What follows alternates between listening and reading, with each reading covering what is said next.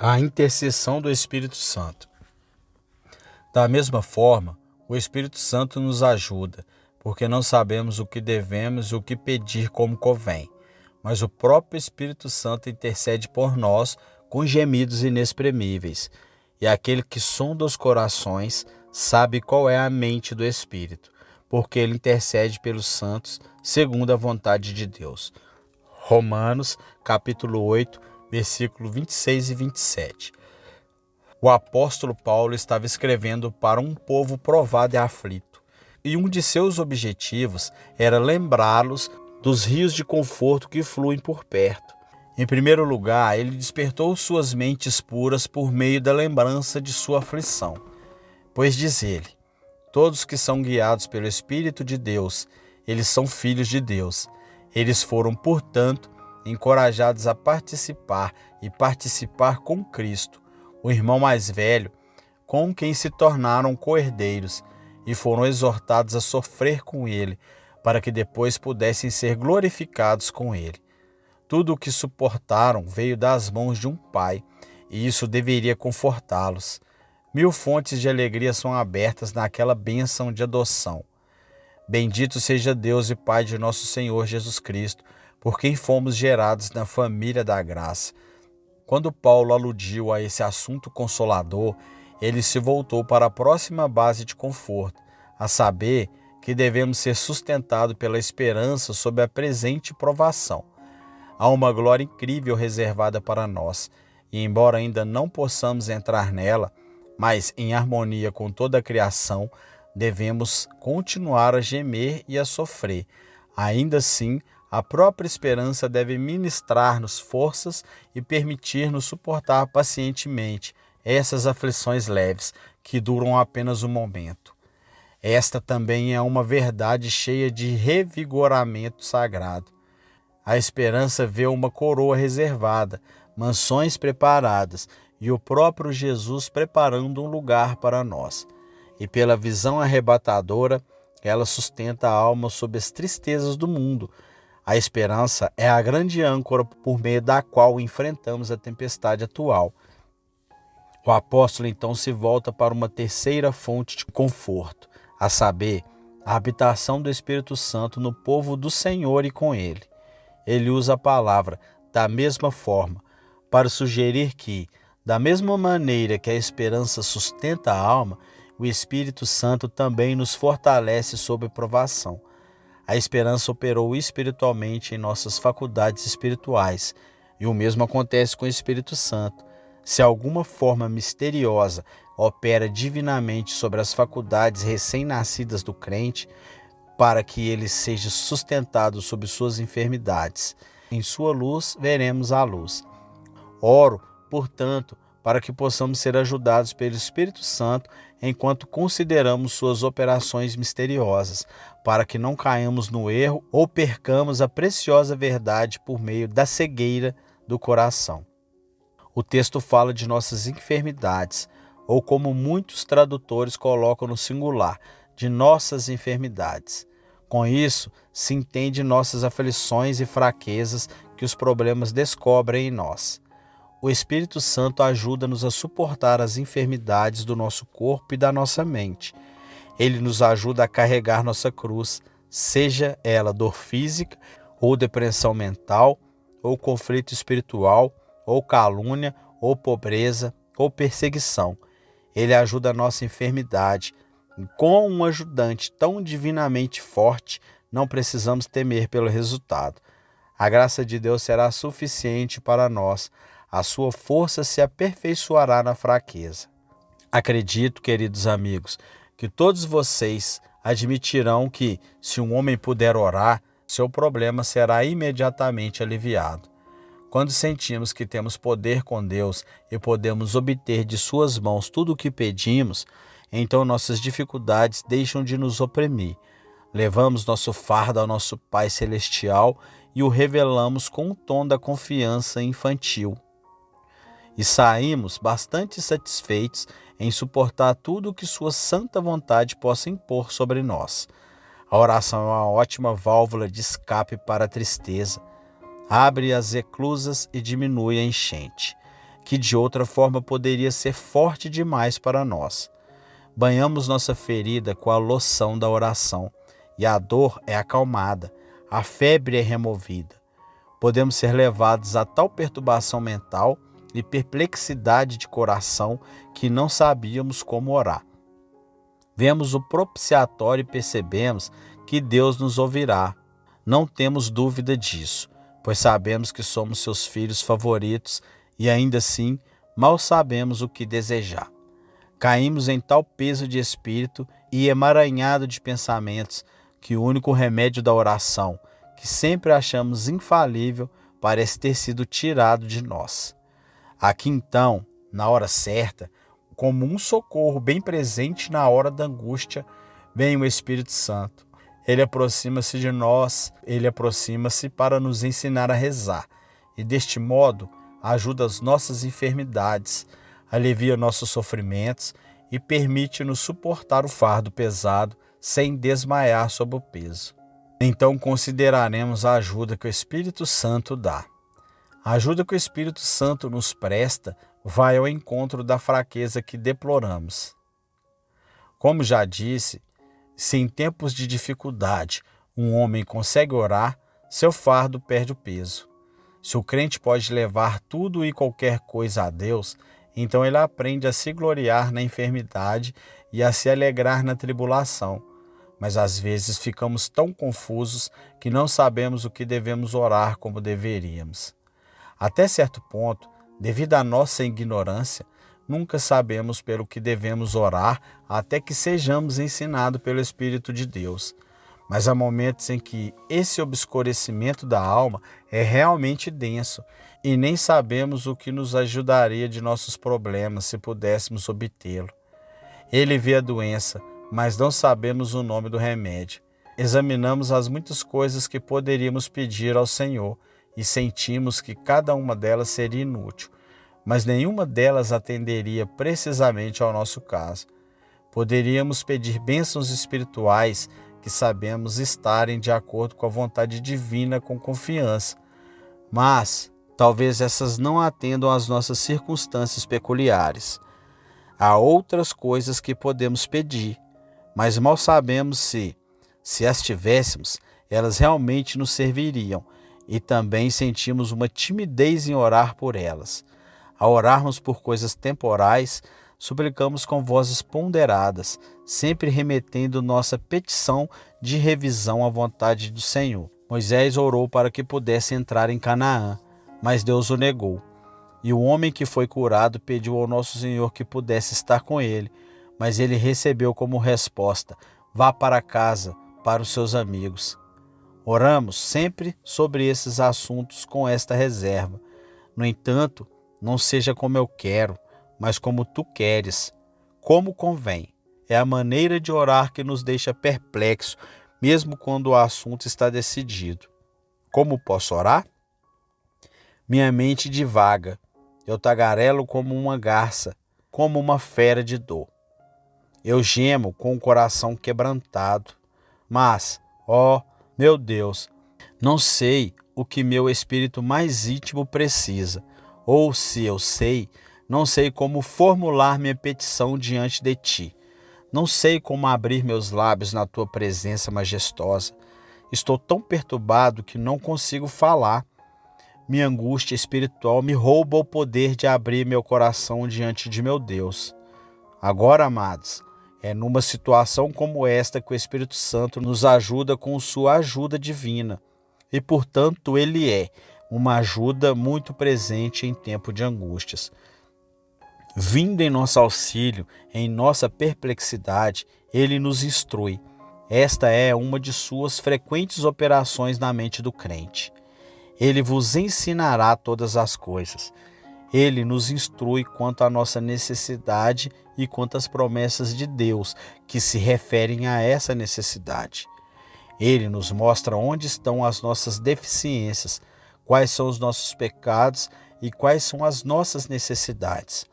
Ele lança luz sobre a nossa condição e nos faz sentir profundamente o nosso desamparo, pecaminosidade e extrema pobreza. E então ele lança a mesma luz sobre as promessas da palavra e deixa claro no coração aquele mesmo texto que se destinava a atender à ocasião. A promessa precisa que foi formulada com a previsão de nossa angústia atual.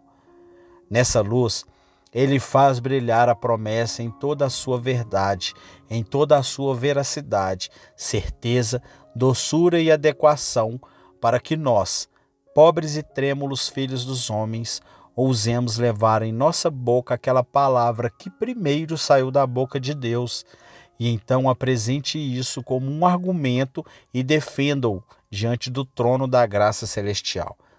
Nossa prevalência na oração reside no apelo: Senhor, faça como disseste. Quão grande devemos valorizar o Espírito Santo, porque quando estamos nas trevas, ele nos dá a luz. E quando o nosso espírito perplexo fica tão confuso e turvo que não consegue ver a sua própria necessidade e não consegue encontrar a promessa apropriada nas Escrituras, o Espírito de Deus entra e nos ensina todas as coisas e traz à nossa lembrança todas as coisas, tudo o que o nosso Senhor nos disse. Ele nos guia na oração e assim ajuda em nossas enfermidades. Mas o Espírito abençoado faz mais do que isso. Muitas vezes, ele direciona a mente para o assunto especial da oração. Ele habita dentro de nós como um conselheiro e nos mostra o que devemos buscar nas mãos de Deus. Não sabemos por que isso acontece, mas às vezes descobrimos que nossas mentes são levadas por uma forte correnteza para uma linha específica de oração por algum objeto definido. Não é apenas que o nosso julgamento nos leve nessa direção, embora geralmente o Espírito de Deus atue sobre nós, iluminando o nosso julgamento, mas muitas vezes sentimos um desejo inexplicável e irresistível crescendo repetidamente dentro do nosso coração. E isso nos pressiona tanto que não apenas expressamos o desejo diante de Deus em nossos momentos normais de oração, mas o sentimos clamando em nossos corações o dia todo, quase suplantando todas as outras considerações. Nessas ocasiões, devemos agradecer a Deus pela orientação e dar ao nosso desejo um caminho claro. O Espírito Santo está nos concedendo orientação interior sobre como devemos contar com nossas súplicas. Tal orientação o Espírito dará a cada um de vocês se pedirem a Ele que os ilumine. Ele irá guiá-lo tanto negativo quanto positivamente. Negativamente, ele irá proibi-lo de orar por tal ou tal coisa, assim como Paulo tentou ir para Betínia, mas o Espírito não o permitiu. E por outro lado, ele fará com que você ouça um clamor dentro de sua alma que deverá guiar suas petições. Assim como fez Paulo ouvir o clamor da Macedônia, dizendo: venha e ajude-nos. O Espírito ensina com sabedoria, como nenhum outro professor pode fazer. Aqueles que obedecem aos seus sussurros não andaram nas trevas. Ele conduz o olho espiritual a mirar bem e com firmeza bem no centro do alvo.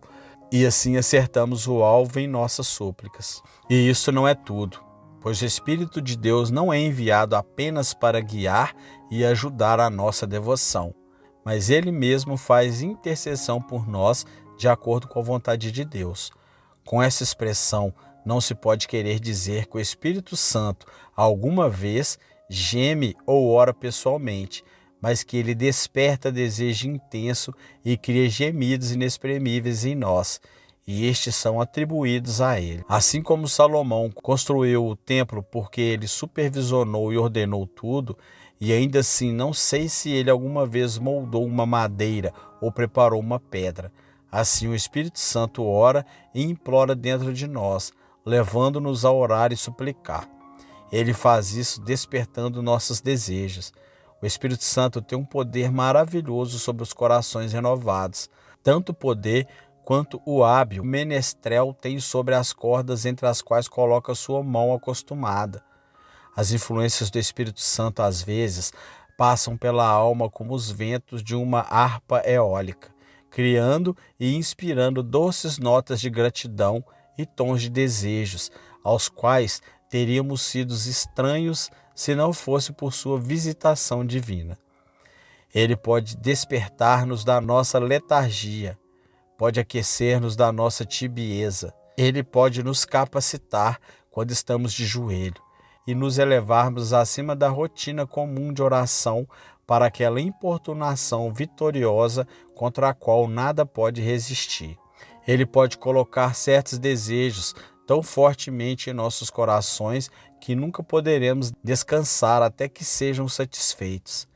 Ele pode fazer com que o zelo pela casa de Deus nos consuma e que a paixão pela glória de Deus seja como um fogo dentro de nossos ossos. E esta é uma parte do processo pela qual, ao inspirar nossas orações, Ele ajuda a nossa enfermidade. Ele é o verdadeiro advogado e o consolador mais eficaz. Bendito seja o seu nome. O Espírito Santo também opera divinamente no fortalecimento da fé dos crentes. Essa fé é inicialmente criada por Ele e depois é sustentada e aumentada por Ele. E irmãos e irmãs, vocês não sentiram muitas vezes sua fé aumentar na provação de suas provações? Você não subiu em direção ao céu como a arca de Noé à medida que o dilúvio se aprofundava ao seu redor? Você se sentiu tão certo da promessa quanto do julgamento. A aflição estava, por assim dizer, em seus ossos, mas a promessa também estava em seu coração.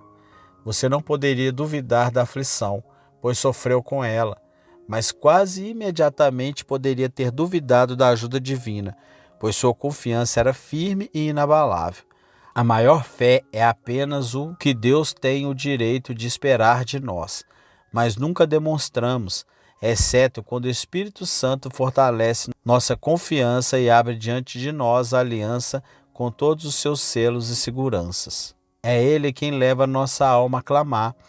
Embora minha casa não seja assim com Deus, ainda assim Ele fez comigo uma aliança eterna, ordenada em todas as coisas e segura. Bendito seja o Espírito Divino, pois, visto que a fé é essencial para a oração prevalecente, Ele nos ajuda na súplica, aumentando a nossa fé. Sem fé, a oração não pode acelerar, pois aquele que vacila é como uma onda do mar levada e agitada pelo vento, e tal pessoa não pode esperar nada do Senhor. Felizes somos quando o Espírito Santo remove nossas vacilações e nos permite, como Abraão, acreditar sem vacilar, sabendo muito bem que aquele que prometeu também é capaz de cumprir. Através de 3 figuras, tentarei descrever a obra do Espírito de Deus neste assunto. Embora todas elas fiquem aquém, e na verdade tudo o que posso dizer deve ficar infinitamente aquém da glória de sua obra, não podemos tentar explicar o modo real do seu trabalho na mente. Permaneceu um mistério e seria uma intrusão profana tentar remover o véu.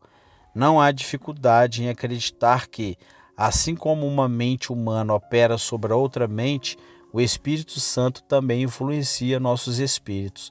Somos forçados a usar palavras se quisermos influenciar nosso semelhante, mas o Espírito de Deus pode operar mais diretamente na mente humana e comunicar-se com ela em silêncio.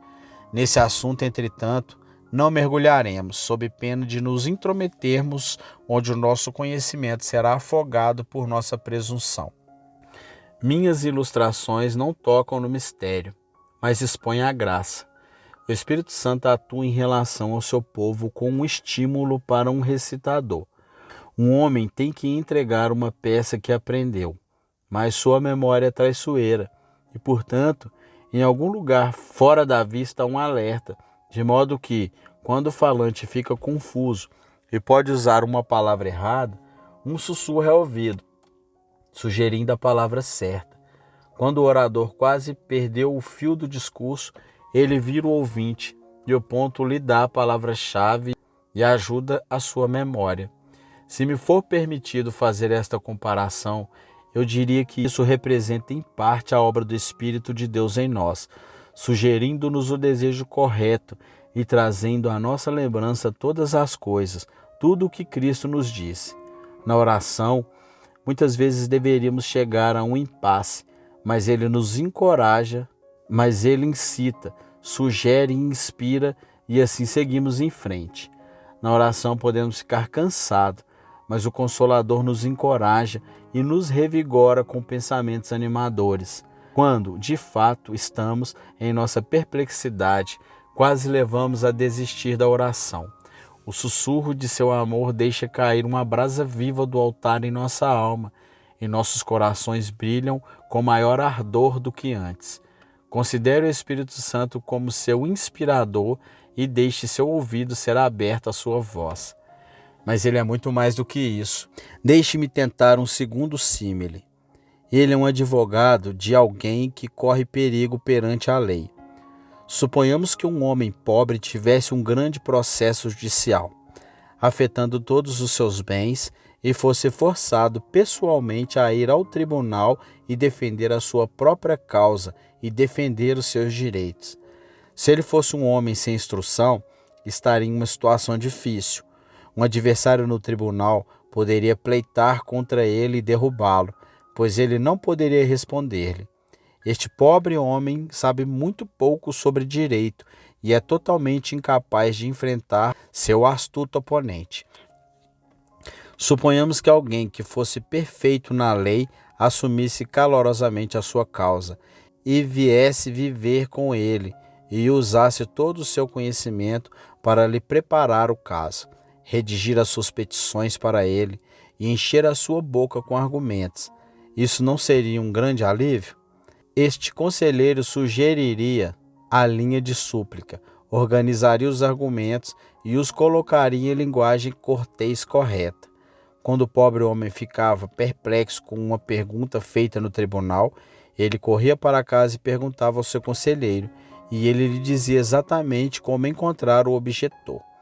Suponhamos também que quando ele próprio tivesse de pleitar com o juiz, este advogado em casa lhe ensinasse como se comportar e o que pedir, e o encorajasse a ter esperança de que venceria. Não seria isso uma grande vantagem? Quem seria o defensor em tal caso? O pobre cliente pleitaria, mas ainda assim, quando ganhasse a ação, rastrearia tudo até o advogado que morava com ele e lhe daria um conselho. Na verdade, seria o advogado pleiteando por ele, mesmo enquanto ele próprio pleiteava. Este é um emblema instrutivo de um grande fato. Dentro dessa estreita casa do meu corpo, deste cortiço de barro, se eu for um verdadeiro crente, aí habita o Espírito Santo. E quando desejo orar, posso perguntar-lhe o que devo orar como devo, e ele me ajudará. Ele escreverá as orações que devo oferecer nas tábuas do meu coração. Eu as verei lá, e assim serei ensinado como implorar. Será o Espírito Santo suplicando em mim, e por mim, e através de mim, diante do trono da graça. Que homem feliz seria um homem tão pobre em seu processo, e quão felizes estamos você e eu por termos o Espírito Santo como nosso conselheiro? Mas uma ilustração é a de um pai ajudando seu filho. Suponhamos que seja uma época de guerra há anos, há séculos. A antiga guerra inglesa era então conduzida em grande parte por arqueiros. Aqui está um jovem que será iniciado na arte de tiros com arco, e portanto carrega um arco. É um arco forte e portanto muito difícil de puxar. Na verdade, requer mais força do que o moleque pode reunir para dobrá-lo. Veja como seu pai o ensina. Põe a mão direita aqui, meu rapaz, e coloca a mão esquerda assim. Agora puxe. E enquanto o jovem puxa, as mãos de seu pai estão em suas mãos e o arco é puxado. O rapaz faz o arco, sim, mas também é seu pai. Não podemos fazer o arco da oração sozinhos. Às vezes um arco de aço não é quebrado pelas nossas mãos, pois não conseguimos nem mesmo dobrá-lo. E então o Espírito Santo coloca sua mão poderosa sobre a nossa e cobre nossa fraqueza para que atraíssemos. E eis que desenho esplêndido do arco são eles. O arco se curva com tanta facilidade que nós perguntamos como é. A flecha voa para longe e perfura bem o centro do alvo. pois aquele que dá venceu o dia, mas foi seu poder secreto que nos fortaleceu, e a ele seja a glória disso. Assim tentei expor o fato animador de que o Espírito Santo ajuda o povo de Deus.